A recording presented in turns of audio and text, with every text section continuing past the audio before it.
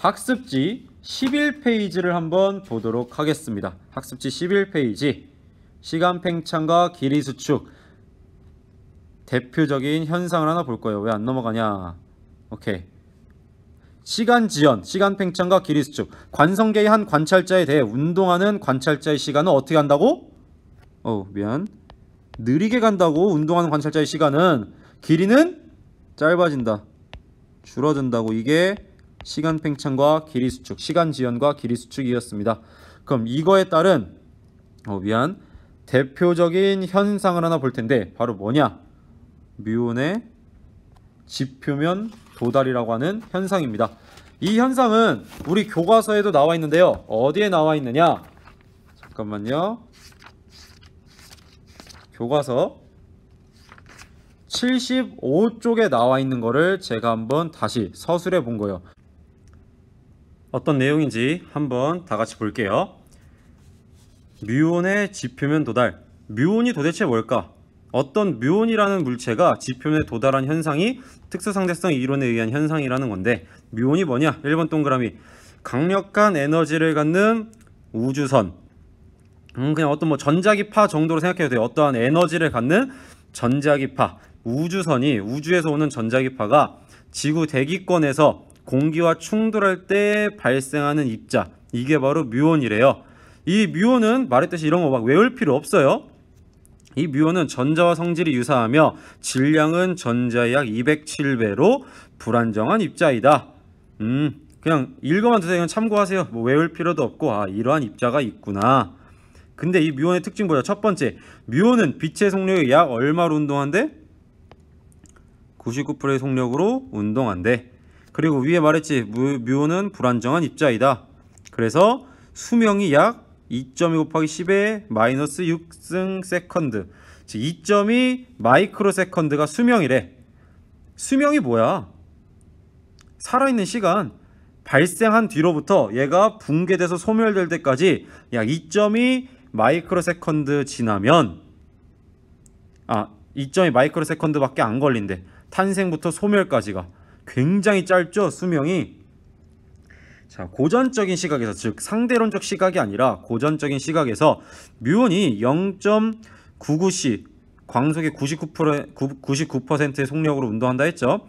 0.99C의 속력으로 수명이 닿을 때까지 이동할 수 있는 거리는 수백 미터 정도예요. 자, 이런 것들 지금 외울 필요 하나도 없습니다. 높이가 수 킬로미터인 산 정상 부근에서 발생한 뮤온은, 자, 대기권에서 발생한다 했죠.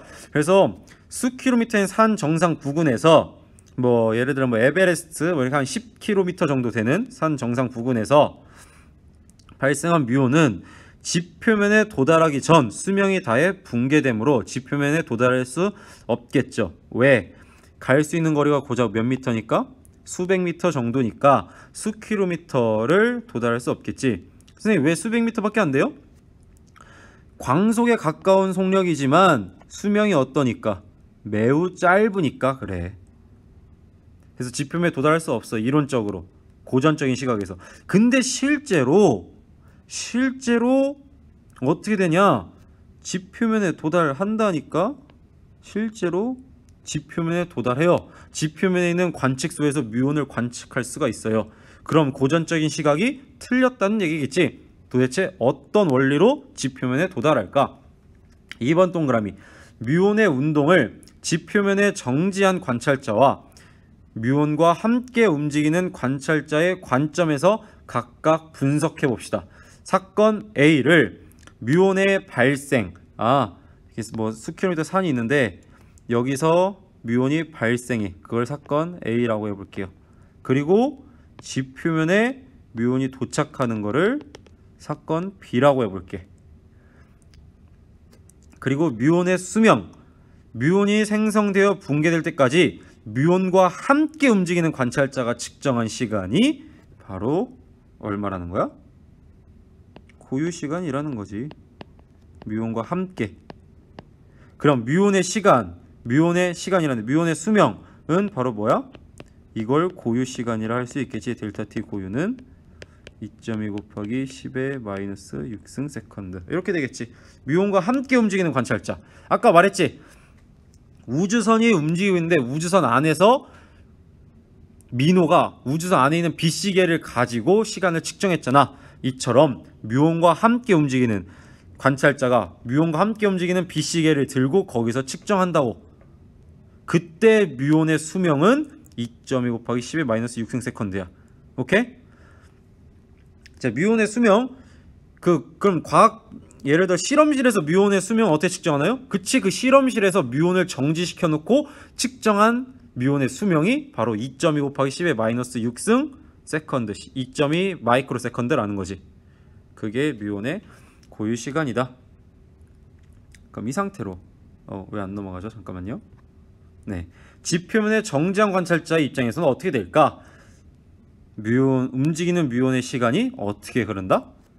느리게 흐른다. 움직이고 있으니까. 지표면의 정지한 관찰자 입장에서는 상대적으로 본인한테서 움직이고 있는 놈들은 다 본인보다 시간이 느리게 흐른다고 생각한다며. 그게 시간 지연이잖아. 그러면 시간이 느리게 흘러. 그럼 나한테는 2.2 마이크로 세컨드, 2.2 곱하기 10의 마이너스 6승 세컨드가 지났음에도 뮤온은 아직 그 시간이 흐른 거야, 안 흐른 거야? 안 흐른 거지. 뮤온의 수명이 어떻게 될까? 더 연장된다고 나는 보이겠지. 그럼 수명이 연장돼. 그럼 0.99c로 더 오랜 시간 달려올 수 있겠죠, 뮤온이. 그렇다 보니 더 어떤 거리를 이동할 수 있어? 더 긴 거리를 이동할 수 있겠지.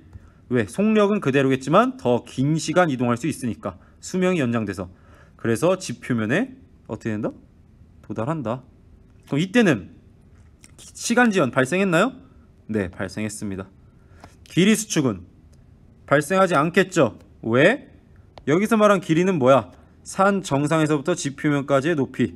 그럼 이 길이, 이 산 정상에서부터 지표면까지의 이 거리, 이거에 대한 고유 길이는 누가 측정한 거야? 지표면에 정지한 관찰자가 측정한 게 고유 길이겠지. 왜? 산, 지표면, 관찰자 모두 같이 정지한 상태잖아. 오케이? 이 산과 지표면에 대해서 운동하는 관찰자가 측정한 고유 길이가 아닐 거 아니야. 지표면에 정지한 관찰자가 측정한 고유 길이다. 시간 길이 수축은 일어나지 않았다. 하지만 시간 지연은 일어났어. 오케이?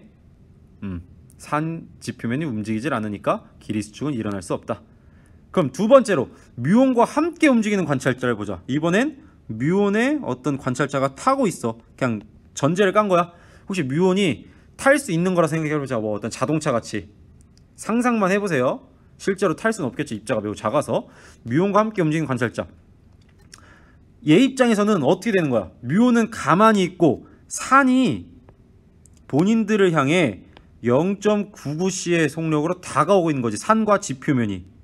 이해돼요? 아까 뮤온은 본인이 지표면에 정지한 관찰자가 보기에는 뮤온이 0.99c로 다가오겠지만 반대로 뮤온과 함께 있는 관찰자 입장에서는 산과 지표면이 본인에게 다가오는 걸로 느껴지겠지.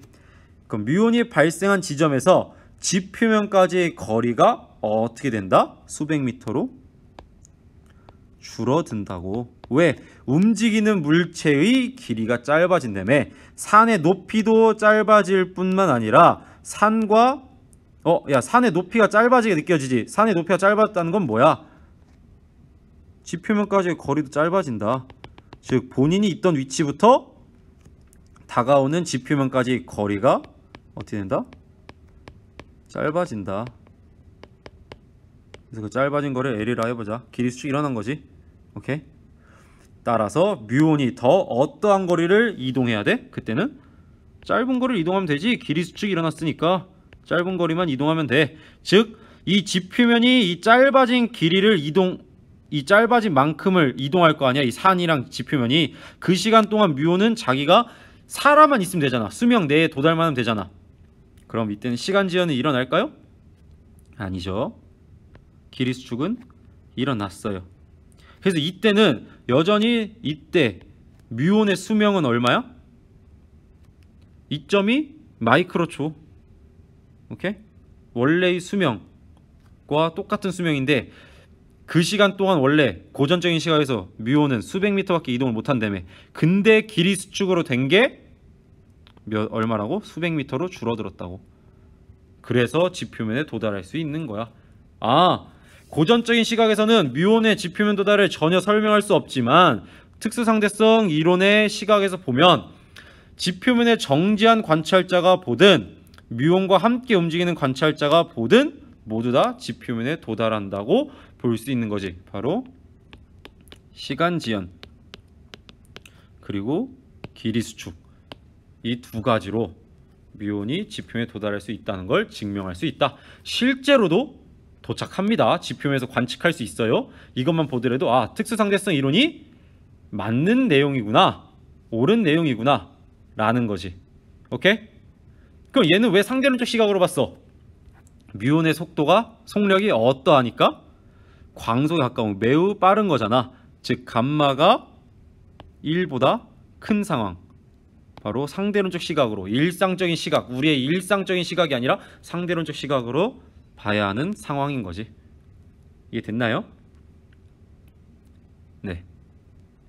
자, 그럼 이제 예제들 한번 풀어볼 거예요. 방금 전이 뮤온의 지표면 도달부터 해서 뒤에 있는 예제들은 모두 시간 지연과 길이 팽창에 대한 예제, 현상들이었어요. 즉 우리가 이번 시간 공부할 이론은 바로 여기 길이 수축에서 끝났습니다. 방금 봤던 이 뮤온의 지표면 도달부터 해서 뒤에 나오는 이 예제들까지 모두 시간 지연과 길이 수축을 이해하는 데 도움을 주고자 선생님이 준비한 거거든요. 그래서 보통 같으면 이미 강의 시간이 충분히 길어져서 마칠 테지만 문제를 스스로 한번 풀어보세요 하고 답만 알려주겠지만 이 문제들은 여러분이 너무나도 헷갈려하고 이해를 어려워하기 때문에 제가 꼭 같이 풀어줄게요. 이 문제들을 반복해서 풀다 보면은 내용 이해가 좀 될 겁니다. 자, 예제 1번 학습지 12페이지에 있습니다. 방금 전 11페이지 끝났고 12페이지 한번 볼게요. 예제 1. 그림과 같이 열차가 승강장에 정지해 있을 때 은수가 측정한 열차의 길이는 L이다. 야, 얘가 정지해 있대. 그때 은수가 측정한 열차의 길이가 L이야. 그러면은 열차의 고유 길이는 얼마야? L인 거지. 열차와 함께 정지해 있던 은수가 측정한 거잖아. 물체와 함께 정지한 관찰자가 측정한 물체의 길이가 고유 길이라며. 열차의 고유 길이는 L이구나. 이 열차가 이제 다시 광속에 가까운 속력으로 운동해서 목적지에 도착한대. 그때 열차 안에 있는 민호가 측정한 시간은 2시간이었대. 얘가 출발지에서 목적지까지 도착한 시간이 2시간이래. 누구 입장에서? 열차 안에 있는 민호 입장에서. 요거 아까 그 우주선의 민호와 은수라고 생각을 해보자고. 그 상황이랑 똑같죠. 자, 1번 동그라미. 열차가 운동하는 동안 민호가 측정한 열차의 길이는 요거 그럼 길이 수축이 일어났으니까 이 민호가 측정한 열차의 길이를 L 다시라고 해보면 L 다시는 뭐 감마분의 L 고유니까 감마분의 L이겠네요. L 고유는 L이랬으니까. 이렇게 생각하겠지만 잘 생각해. 고유 길이 뭐였어? 물체에 대해 정지한 관찰자라고. 지금 열차가 운동하지. 그때 열차에 대해 정지한 관찰자 누구야? 민호 아니야? 그럼 민호가 측정한 길이가 곧 열차의 고유 길이겠지. 그럼 여전히 민호가 측정한 열차의 길이는 L 그대로겠지. 어떻게 똑같아요? 은수가 측정한 거랑? 아까 은수가 측정한 순간에는 열차가 승강장에 정지해 있었잖아. 그때는 운동을 하기 전이잖아. 그때는 은수에 대해서도 정지해 있었으니까 은수가 측정한 열차의 길이는 L. 이게 고유 길이였던 거지. 오케이. 1번 동그라미 답 L입니다. 2번 동그라미. 열차가 운동하는 동안 은수가 측정한 열차의 길이는 L보다 어떠할까? 열차가 이제 운동해. 은수가 봤을 때 운동하는 물체의 길이는 어떻게 된다? 줄어든다. 길이 수축. 어떻게 돼? 열차의 길이는 L보다 짧다. 은수의 입장에서. 은수가 측정했다라는 건 은수의 관점에서 보란 얘기겠지. 은수 기준으로 열차 움직이고 있으니까 길이 수축이 일어난다. 3번 동그라미. 열차가 목적지에 도착할 때까지 은수가 측정한 시간은 2시간보다 어떠할까?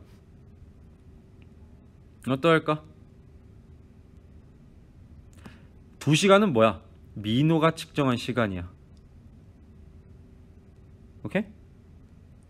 그럼 은수 입장에서는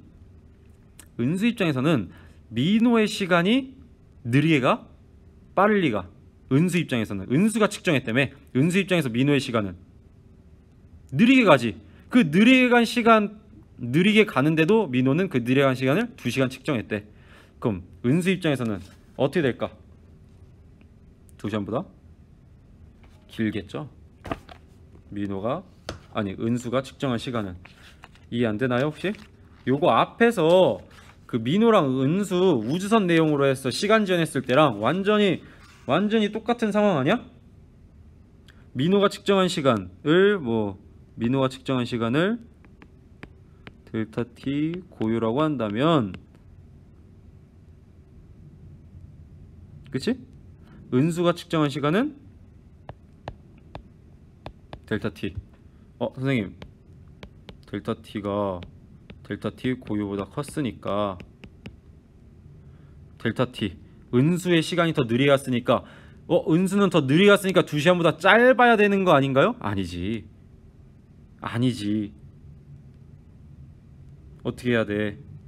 은수가 측정한 거라며. 내가 얘기한 거 아까 민호랑 은수 우주선에 탄 거랑 똑같은 상황 아니냐? 약간 다르지. 왜? 은수가 측정한 시간으로 봐야 되니까. 은수 입장에서는 민호는 뭐해? 운동하지. 이렇게 보라고. 은수는 민호가 운동한다 본다고. 그럼 민호의 시간이 본인보다 어떻게 간다고 생각해? 느리게 간다고 생각해. 그러니까 민호가 2시간 걸렸어도 은수 입장에서는 본인보다 느리게 간 게 2시간이네? 그럼 나는 2시간보다 더 가 있어야겠지. 2시간보다 길 수밖에 없다. 이렇게 받아들여도 됩니다.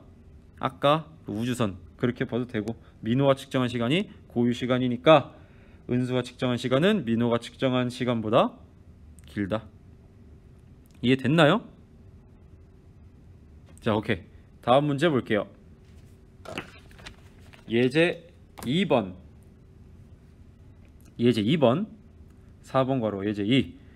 그림은 관측자 A에 대해 관측자 B가 탄 우주선이 0.9c의 속도로 운동하고 있대. 0.9c로 위로 운동하고 있네. A에 대해 정지해 있는 우주정거장의 광원에서 빛이 방출된대.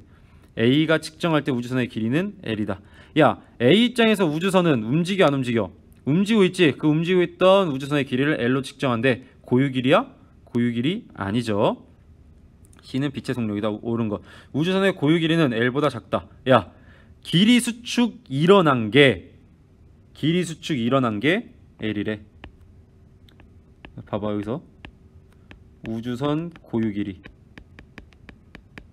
누가 측정한 거야? 우주선 안에 있는 B가 측정한 우주선 길이. 요게 우주선 고유 길이 아니야? 그럼 이거를 요거를 우주선 고유 길이를 한번 L0라고 해보자. 그럼 어떻게 돼? A가 측정한 길이 L은 감마분의 L0. 감마는 1보다 큰 거지. 그러니 따라서 L은 L0보다 어때야 돼? 작아야 돼.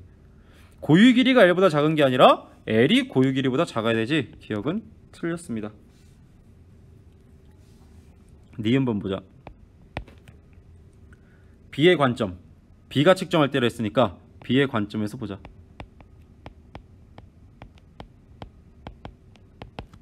B의 관점. A는 어떻게 운동해? B의 관점에서 봐봐. A는 0.9c로 운동하고 있겠죠? 본인은 정지해 있다고 생각할 거 아니야. 그럼 B의 관점에서 A는 어떻게 된다? 시간 지연이 발생한다. 시간 지연 뭔데? 다시 한번 짚어보자. 시간 지연이 뭐야? 이 기준에서, B가 측정할 때 기준에서 B에 대해 운동하는, 항상 B에 대한 건가요? 아니, 지금 문제 니은 조건에 B가 측정할 때라며. B의 기준에서 생각을 하라고. 그럼 B에 대해 운동하는 관찰자들, A나 우주정거장 관찰자의 시간은 어떻게 된다? B의 관점에서는 어떻게 한다? 느리게 간다고. 오케이? 그럼 따라서 B의 관점을 다시 보면 A는 운동하고 있지. 그러니 A는 뭐가 일어나? 시간 지연이 일어나겠지. 오케이? 그러니 A의 시간은 B의 시간보다 느리게 간다. 맞아요. 누가 측정했을 때? B가 측정했을 때. 반대로 A가 측정할 때 A 입장에서는 B의 시간이 본인보다 느리게 간다고 생각해요. 자, 라스트. 디귿. 광원에서 방출된 빛의 속력은 A가 측정할 때와 B가 측정할 때 같다. 맞아요? 맞죠? 광원 어디 있는데? 우주정거장. 선생님, A는 우주정거장에 대해 정지해 있고 B는 우주정거장에 대해서 0.9C로 움직이고 있으니까 광원의 속력 바뀌는 거 아닌가요? 아니지. 특수상대성 이론의 두 번째 가정 뭐였어? 광속 불변 원리였지. 광원이나 관찰자의 운동에 상관없이 모든 관성좌표계에서 빛의 속력은 동일하다. 일정하다. 그래서 디귿 맞습니다. 같아요. 정답은 4번이 됩니다.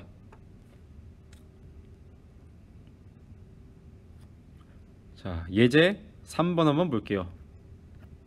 예제 3번. 그림은 우주선 A, B가 우주정거장 P에 대해 서로 반대 방향으로 직선 운동하는 모습을 나타낸 것이다. P에 대해 A, B의 속력은 각각 0.6C, 0.3C이다. 써있네.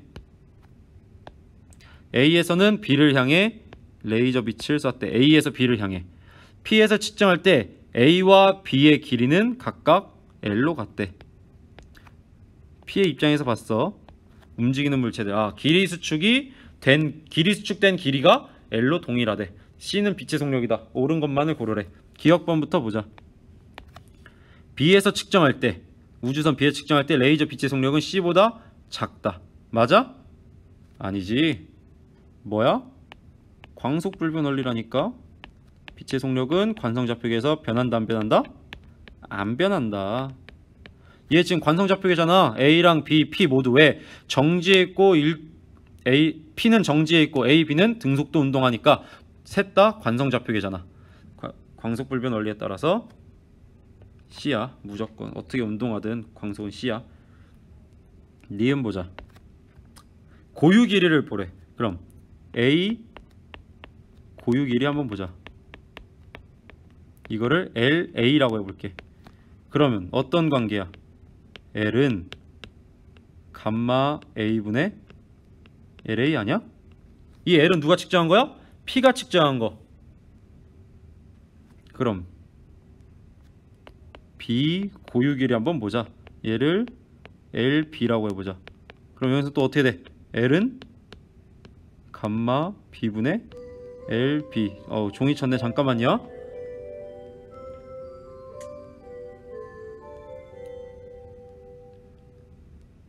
그러면 지금 감마 A랑 감마 B 비교해봐. 누가 더 커? 누구의 속력이 더 커?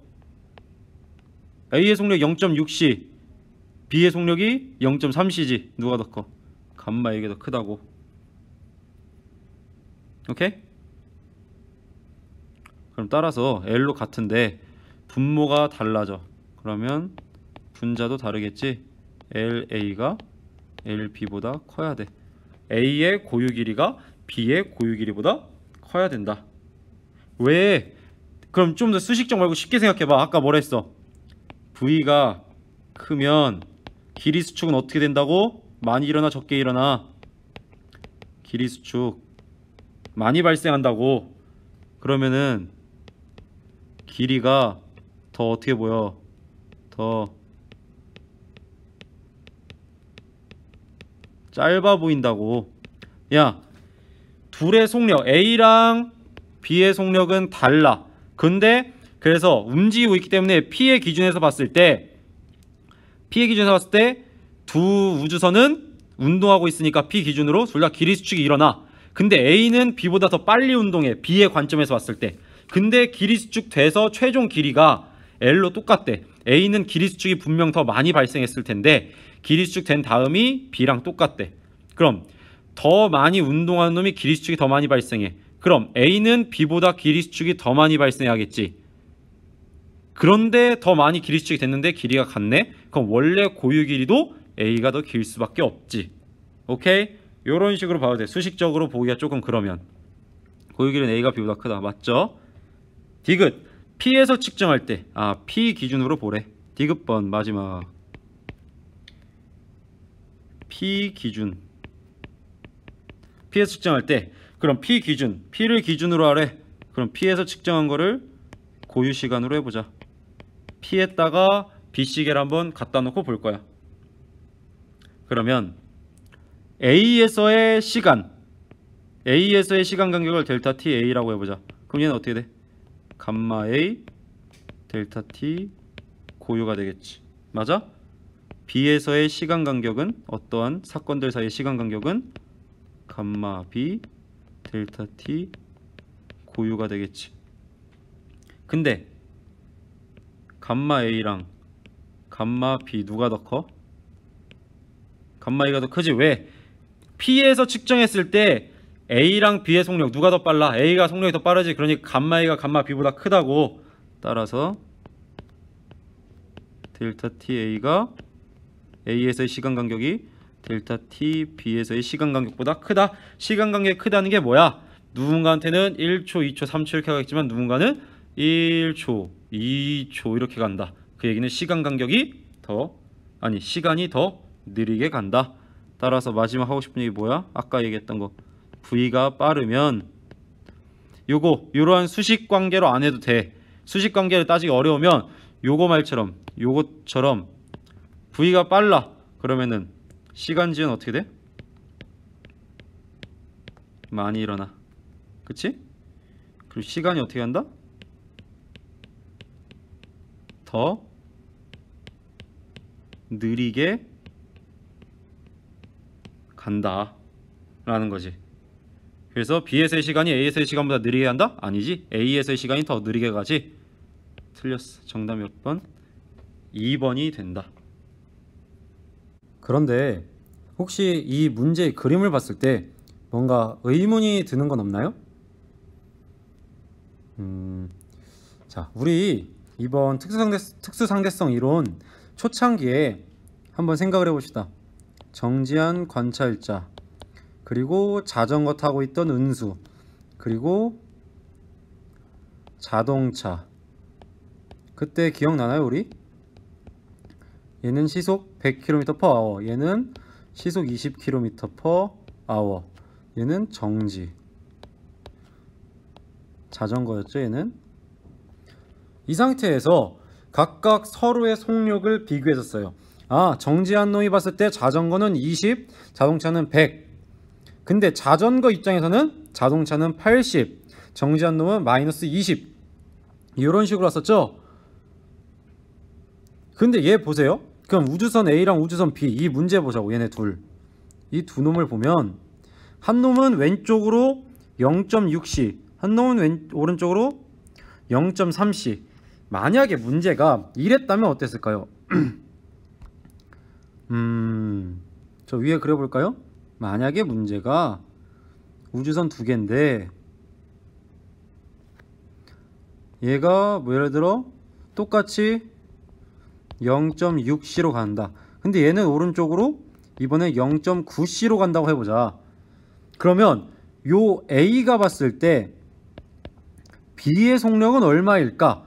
우리가 이전에 공부한 내용들로 따지면 얼마예요?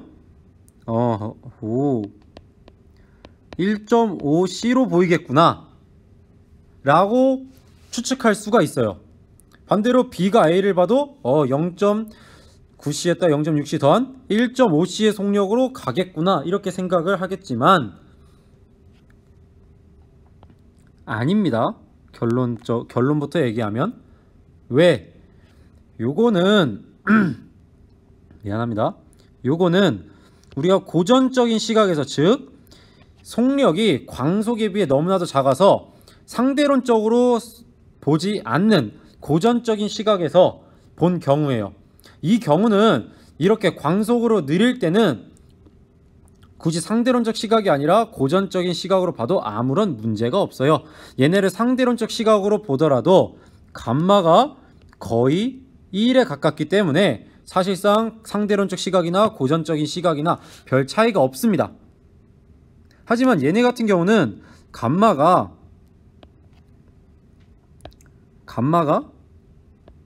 1보다 많이 큰, 즉 광속에 가까운 속력이죠. 이때는 얘네도 이러한 서로의 상대 속도를 분석할 때도 상대론적 시각으로 분석을 해야 합니다.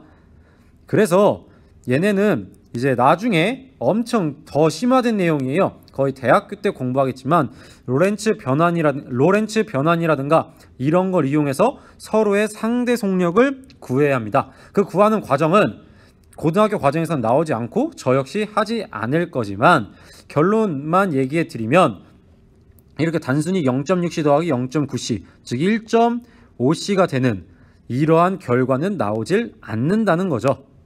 실제로 빛을 제외하고 광속인 물체는 존재할 수가 없습니다. 바꿔 말하면 광속을 넘어서는 물체는 이 세상에 없다는 얘기죠. 그 역시 특수상대성 이론에서 밝혀낸 얘기겠지만 그 내용까지는 하지 않고 우리는 시간지연과 길이수축 요 정도 내용만 보고 넘어갈게요. 어쨌든 상대론에서는 이렇게 단순히 속력을 더해서 상대 속도를 구하는 게 틀렸다. 그러니 이렇게 되면 빛의 속도를 넘어서는 물체가 생기는 거 아닌가요? 라는 생각이 들 수도 있겠지만 안 그렇다. 그래서 이 문제의 경우도 그럼 A가 B를 봤을 때 0.9C인가? 아니라는 거죠. 단순히 더하면 안 된다. 그 정도 내용만 알고 가면 좋을 것 같아요. 자, 그럼 다음 문제 학습지 13쪽에 예제 4번 볼게요. 우주선 안에 있는 영희가 광원으로부터 같은 거리 L만큼 떨어진 두 지점에 검출 A, B를 설치했대. 그럼 이 길이 L은 누구 입장에서 측정한 거야? 우주선 A, B, 광원 그리고 거기에 걔네랑 함께 정지해 있는 영희의 입장에서 측정한 길이겠죠. 그럼 A 광원과 AB 사이의 그 고유 길이가 바로 L이다. 철수가 관측할 때 영희가 탄 우주선은 0.9C의 일정한 속력으로 직선운동하고 있고 광원에서 빛이 발생했다. 영희와 철수가 측정한 것에 대한 선이 옳은 것을 고르래. 빛의 속력시 광원 AB는 우주선의 진행 방향과 나란한 동일 직선상에 있다. 운동 방향과 나란하네. 길이 수축은 운동 방향으로만 일어난다고 했죠. 길이 수축이 일어나겠다라고 예측할 수 있습니다. 기억부터 볼게요. 기억. 영희가 측정할 때래요. 누구를 기준으로 보래? 영희 기준으로 보래. 영희 기준. 영희 기준으로 보면 철수는 운동을 해 안 해? 영희가 기준으로 했다는 건 영희가 정지해 있다고 보면 철수가 반대방 왼쪽으로 0.9C 속력으로 운동하는 거죠. 그럼 영희 기준에서는 철수가 운동하지. 그럼 영희 기준에서 철수의 시간은 느리게 갑니다. 철수가 시간지연. 그래서 철수의 시간은 느리게 간다. 니은번 볼게요. 철수가 측정할 때 이번엔 철수의 시각에서 보래. 철수의 관점에서 광원에서 발생한 빛이 A보다 B에 먼저 도달한다. 철수가 관측하는 게 뭔데? 광원에서 빛이 번쩍한 다음에 어떻게 될까? 빛은 좌우로 각각 A, B를 향해 출발하겠죠. 근데 그 와중에 우주선 A, B, 영희는 오른쪽으로 0.9C 움직입니다. 그래서 이런 식이겠죠. A가 오른쪽 0.9C. 근데 여기에 빛이 C라는 속력으로. 왜? 광속불변 원리니까. 그리고 B랑 보자. 그럼 뭐야? 빛이 B를 향해 가는데 똑같이 빛의 속력 C. 그때 B는 어떻게 돼요? 오른쪽으로 0.9C. 빛으로부터 도망가고 있죠? A는 빛을 마중 나가고 있는 반면에 누가 더 먼저 도달할까요? 당연히 A에 빛이 먼저 도달하겠죠. B보다 A에 먼저 도달한다. 아닙니다. 틀렸죠? A에 먼저 도달해요. 왜? 같은 거리만큼 빛이 가는데 한 명은 마중 나오고 한 명은 도망가. 그럼 누가 더 오래 걸리겠어? B에 도달하는 게 더 오래 걸리겠죠? 네, 같은 거리라는 건 여기 위에 LL 주어졌잖아. 영희가 측정한 고유 길이 이 광원으로부터 각각 A, B에 대한 거리 고유 길이라 했어요. 이게 영희가 측정한 게. 왜? 같이 정지에 있는 물체와 함께 정지한 관찰자가 측정한 게 고유 길이라며. 디귿 볼게요. 철수가 측정할 때 A와 B 사이의 거리는 2L보다 작다. 이거를 보려면 먼저 영희 기준, 아까 방금 얘기한 고유 길이 얘기해 볼게요. 영희 기준으로는 광원 A, B, 우주선 모두 정지해 있죠. 그러면 영희 기준으로 A와 B 사이의 거리 얼마야? 2L이겠지. 왜? 이게 바로 고유 길이, 물체와 함께 정지한 관찰자가 측정한 길이잖아. 근데 문제에서 말한 디귿법 문제에서 말한 철수가 측정할 때래. 그럼 철수 기준에선 어떻게 될까? 철수 기준에선 우주선이 어떻게 운동하고 있어? 우주선 0.9c로 철수로부터 운동하고 있지. A, B도 같이 운동하고 있지. 따라서 뭐가 일어나? 우주선 내에 있는 물체들은 길이 수축이 일어나겠지. 그럼 철수가 측정할 때는 2L보다 어떻게 될 수밖에 없어? 짧아질 수밖에 없어. 뭐가? A, B 사이의 거리가. 그러니 디귿은 어떻다? 맞다. 정답 4번. 움직이는 물체는 무조건 짧게 측정된다며. 관찰자로부터. 또 관찰자로부터 움직이는 사람들의 시간은 다 관찰자보다 느리게 흐른다. 이게 각각 뭐야? 길이 수축과 시간 지연이었잖아. 자, 다음 문제 보도록 할게요. 자, 예제 5. 그림은 관찰자 A에 대해 관찰자 B가 탄 우주선 0.9c로 등속도 운동한데, B가 측정할 때, 우주선 안에 있는 B가 측정할 때 광원 P와 Q에서 동시에 발생한 빛이 검출기 R에 동시에 도달했대. 야, P랑 Q에서 동시에 빛이 발생했는데 R에 동시에 도달했대. 그럼 뭔 얘기야? B의 기준에서 Q부터 R까지의 거리랑 P부터 R까지의 거리가 어떻다? 같다. 자, Q와 R을 잇는 직선은 우주선의 운동 방향과 나란하고, 얘를 말하는 거겠죠. 왜 자꾸 이러냐? 얘를 말하는 거겠죠. 그리고 P와 R을 잇는 직선, 얘를 말하는 건데, 얘는 우주선의 운동 방향과 수직이다. 우주선의 운동 방향과 수직이네. A의 입장에서 보면 우주선은 움직이겠지만 P와 R, P에서 R까지의 길이는 길이 수축이 일어난다? 안 일어난다. 운동 방향과 수직하니까. 이에 대한 설명 옳은 것. C는 빛의 속력이다. 기억 보자. 기억. A와 B가 측정한 빛의 속력 같다. 둘 다 관성 좌표계죠. 뭐야? 광속 불변 원리에 따라 어떻게 된다? 같다. A. 기억 맞습니다. 니은. B가 측정할 때, B의 기준으로 생각을 해보자. B 기준. A는 어떻게 운동해요? A는 0.9c 운동을 하죠. 그럼 B 기준으로 볼 때 A는 뭐가 일어나? 시간 지연. 그럼 어떻게 돼요? B가 측정할 때 A의 시간, B의 시간을 느리게 한다? 그치. B 기준으로 보면 A가 운동하니까 관찰자 기준으로 운동하는 놈들은 관찰자보다 시간이 무조건 느리게 간다고. 그게 시간 지연이잖아. 디귿번 보자. A가 측정할 때 P와 R 사이의 거리는 Q와 R 사이의 거리보다 길다. 자, 일단 최종 결론은 A 기준으로 볼 테지만 B 기준으로 봤을 때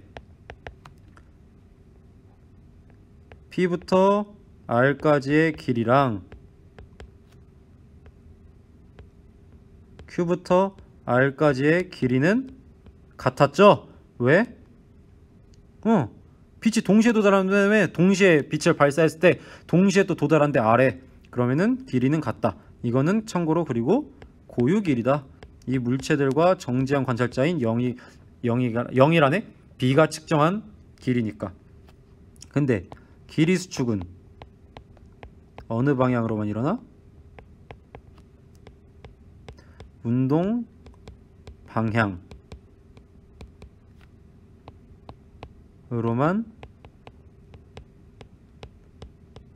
발생한다고. 그럼 PR은 기립수축 안 일어나고 아까 말했지만 QR은 운동 방향 날아가니까 기립수축 일어나겠네. 따라서 얘기해보자. A 기준으로 보면 우주선은 운동해요? 하죠. 우주선 0.9C로 운동한다. 따라서 어떻게 돼요? QR은 운동 방향 날아가니까 길이 수축 일어나겠지. PR은 길이 수축 안 일어나겠지.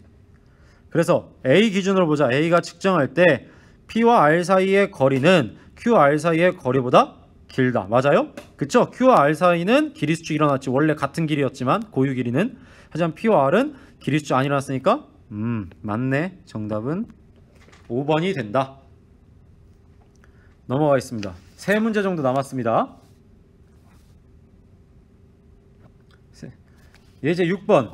그림과 같이 관찰자 P에 대해 별 AB가 같은 거리만큼 떨어져 정지해 있대. 같은 거리만큼 관찰자 P에 대해.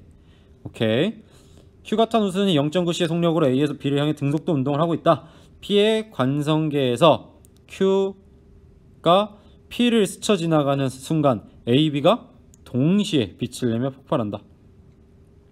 P의 기준에서 AB는 동시에 빛을 내며 폭발한대. 이에 대한 설명 옳은 것만은 C는 빛의 속력이다. 야, 기억 보자. P의 관성계에서 A와 B가 폭발할 때 발생한 빛이 동시에 P에 도달한다. 야, P를 기준으로 봤을 때 Q 우주선이 자기를 스쳐 지나갈 때 AB가 동시에 빛을 낸대. 근데 동시에 폭발했어. 그럼 A 빛과 B 빛이 P를 향해 동시에 출발을 시작하겠지. 근데 P에 대해서 A, B는 같은 거리만큼 떨어져 있대. 같은 거리만큼 떨어져 있어. 같은 속력이야. 시간도 어떨까? 똑같이 걸리겠지? 그럼 동시에 도달할까? 네.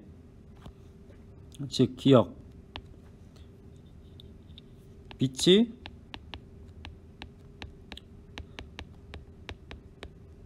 같은 거리를 이동하죠? 근데 동일한 속력이야. 그럼 걸리는 시간도 동일하겠지? 동시에 빛이 발생했어? 도착도 동시에.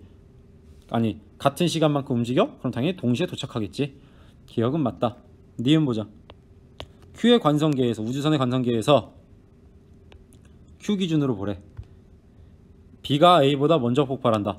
폭발하는 걸 본다는 건 폭발할 때 발생한 빛이 관찰자한테 와야겠지. 도착해야겠지. 근데 봐봐. Q의 입장에서 보자. 어떻게 돼? A, B는 A에 대한 빛이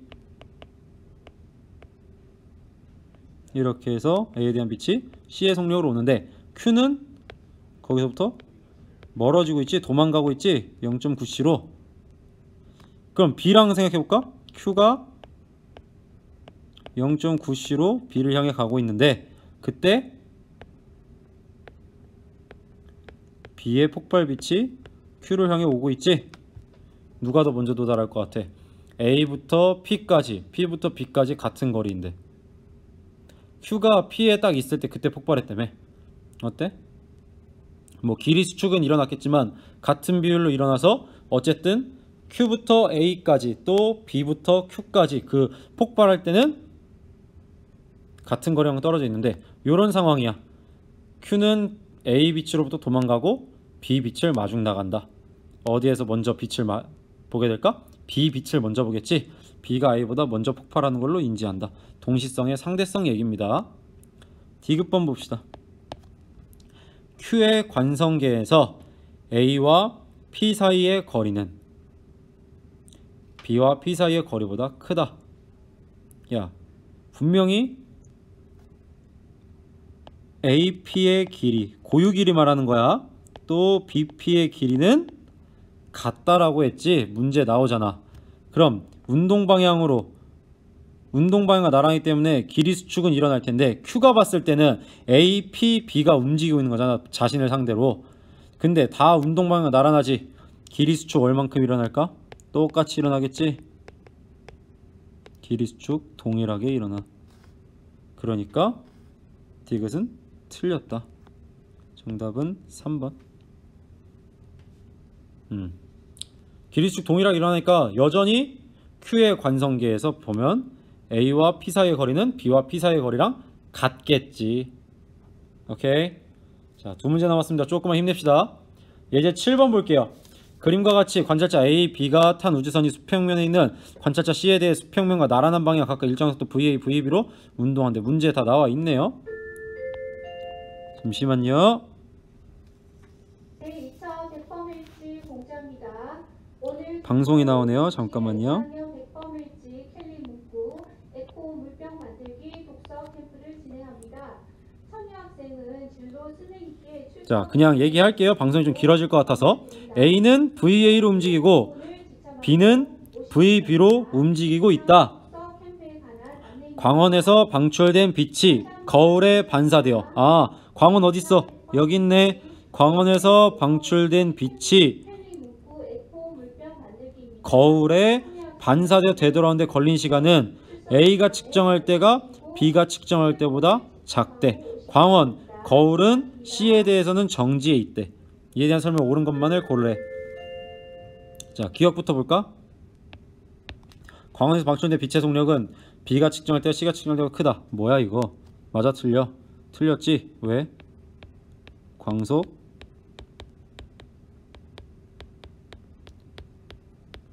불변 원리. 따라서 기억은 틀렸다. 니은 VA가 VB보다 크다. 야, 봐봐. A 입장에서는 관찰자 C랑 저 빛시계가 움직이고 있어. A 입장에서는. B 입장에서도 관찰자 C랑 빛시계 움직이고 있지. 근데 A랑 B에서 각각 봤을 때 이 빛시계의 왕복하는 시간이 A가 측정할 때가 B가 측정할 때보다 작대. 그러면 누가 더 시간 지연이 많이 일어난 거야? A가 봤을 때, B가 봤을 때. 이 C가 있는 곳에서의 시간 지연. A가 봤을 때 시간 지연이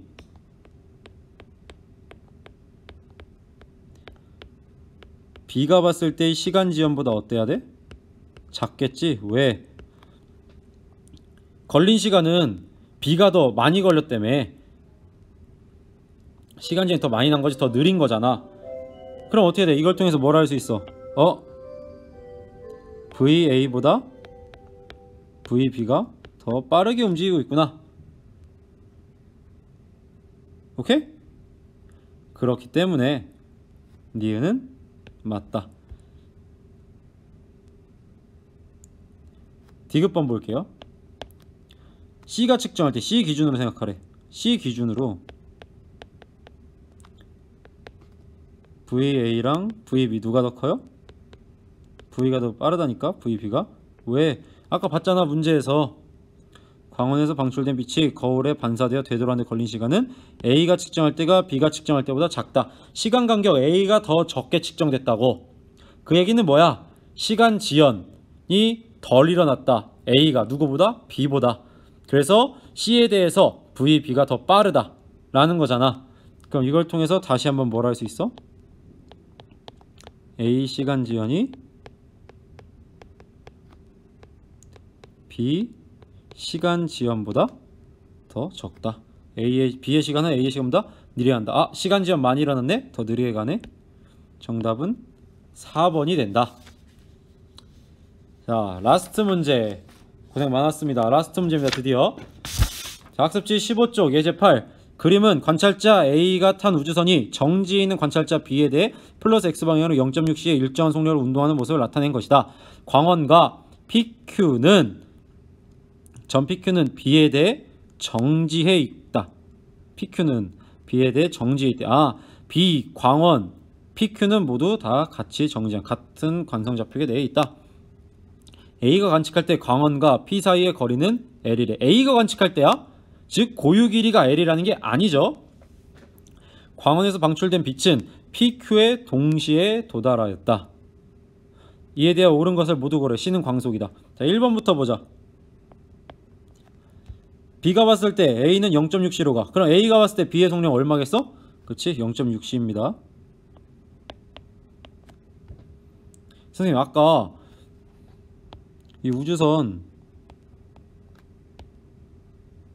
두 개 갈 때 서로 속력 그냥 더하면 안 된다 하지 않았어요?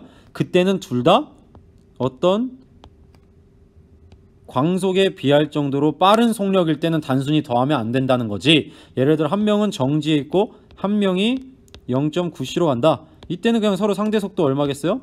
0.9C인 거예요. 알았어요? 지금까지 그렇게 봤죠?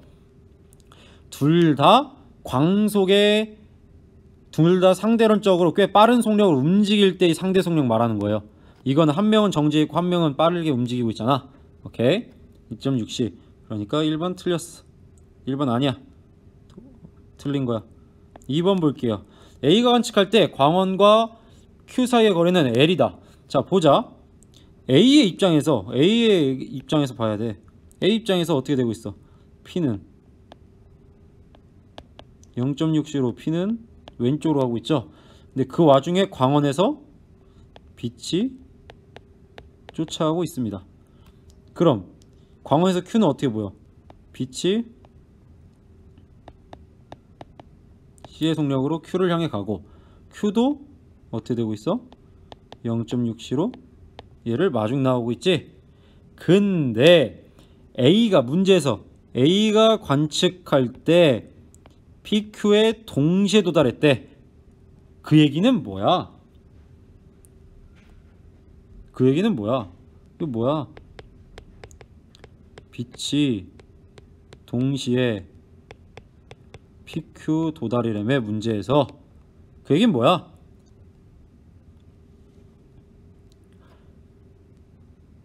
광원부터 Q까지의 거리가 광원부터 P까지의 거리보다 훨씬 길다는 얘기지. 훨씬 기니까 서로 마중 나왔을 때 그때 동시에 도달했다는 거 아니야? 오케이? 그러면 광원과 Q 사이 거리는 L이다. 아니죠? L보다 길다. 2번도 아니다. 3번 볼까요? B가 관측할 때 B의 기준에서 뭐래? B가 관측할 때 빛은 Q보다 P에 먼저 도달하였다. 왜? 아까 말했지. 광원에서 위에 2번을 통해 P까지의 거리랑 Q까지의 거리 누가 더 길었어? 얘가 더 길다니까 광원으로부터. 선생님 그건 A가 측정한 거 아닌가요? 어쨌든 A가 측정하든 B가 측정하든 길이 수축이 일어나고 길이 수축은 원래의 길이 비율에 대해서 수축되는 거잖아. 그러니 길이 수축된 게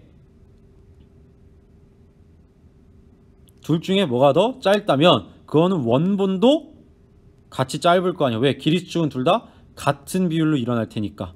그래서 광원에서 P까지의 거리보다 광원에서 Q까지의 거리가 더 클 수밖에 없다. 2번을 통해 알 수 있다. 정답은 3번이네. 옳은 거. Q보다 P에 먼저 도달한다. 왜? 똑같은 속력으로 짧은 거를 이동하는 게 더 먼저 도달하겠지. 혹시 모르니까 4번도 볼게요. B가 관측할 때래. B 기준으로 A의 시간은 B의 시간보다 빠르게 간다. 야, B 기준으로 A는 뭐야? 0.6C 운동하고 있지? 그럼 뭐가 일어나? B 기준으로 볼 때 시간 지연이 일어나겠지. 운동하는 놈은 시간 느리게 간다고. 빠르게 간다? 아니지. 느리게 간다고. B의 시간보다 느리게 갑니다. A의 시간은. 라스트 5번. 광원에서 P로 진행하는 빛의 속력 A가 관측할 때가 B가 관측할 때보다 크다. 야, 입 아프다 이제. 뭐야? 광속 불변 원리에 따라 어떨 수밖에 없어? 불변 원리에 따라 같을 수밖에 없어. 정답 몇 번? 3번이 된다. 자, 이 문제들 좀 풀어보니까 이 특수상대성 이론 조금 내용이 이해가 되나요? 이거는 한번 감을 잡기 시작하면은 문제를 어떻게 풀지가 조금 보입니다. 이 문제를 푸는 과정에서 제가 뭔가 수식적으로 많은 식을 도입했나요? 아니죠.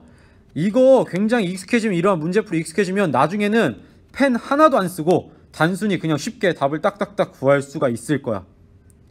그렇기 때문에 여러분들 이 예제 계속 풀어보고 이해 안 되면 반복적으로 이거 학습지 읽어보면서 꼭 이 특수상대성 이론 이해하기 바랍니다. 한번 이해해 놓으면요 굉장히 점수를 따기 쉬운 효자 문제들이거든요. 이 특수상대성 이론 파트가 반드시 이 푼 내용, 푼 문제들, 예제들, 그리고 앞에 봤던 이론 내용들 꼭 복습해서 확실히 이해하고 본인의 것으로 만들기 바랍니다. 다음 시간엔 특수상대성 이론의 두 번째 내용인 질량, 에너지, 동등성에 대해서 보도록 할게요. 간단히 얘기해보면 질량, 에너지, 동등성, 그 이름, 그 제목에 바로 다 내용이 나와 있겠죠? 질량과 에너지의 어떻다? 동등하다. 우리 교과서 76쪽에는 질량, 에너지, 등가성이라고 나오는데 결국에 같은 얘기야.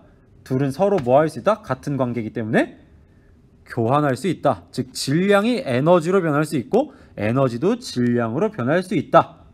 그래서 이 파트에서 바로 그 유명한 제곱인 유명한 식인 뭐가 나올까요?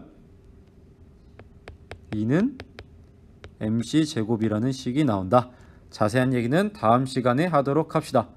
긴 시간 정말 고생 많았습니다.